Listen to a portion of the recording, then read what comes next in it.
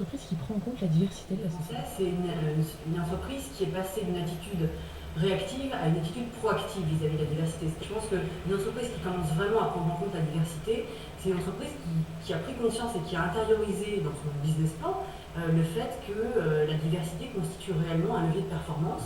Mais en tout cas, je pense que c'est important que les entreprises aient cette conviction que la diversité n'est pas seulement un gadget ou une préoccupation de communication externe, mais que c'est également quelque chose qui peut avoir un impact positif, un impact économique positif sur ses résultats.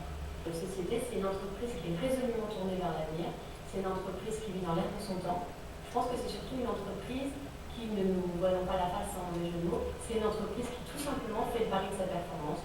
C'est une entreprise qui se dit j'ai besoin de toutes les spécificités qui font la force de notre pays. C'est une entreprise qui va plus miser sur la diversité de ses talents, bien plus que les talents de sa diversité. En quoi l'intégration de la diversité dans une équipe est-elle vecteur de performance? Alors, intuitivement, je dirais que forcément, la diversité est source de performance.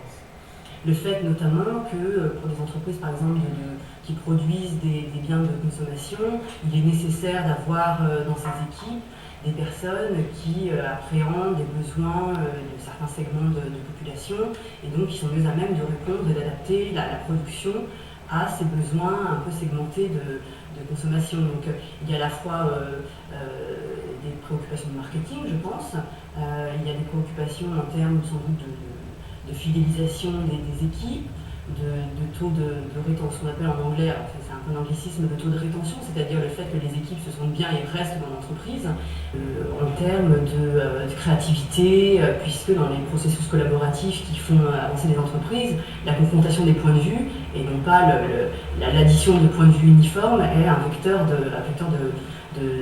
richesse et sans doute de création de valeur.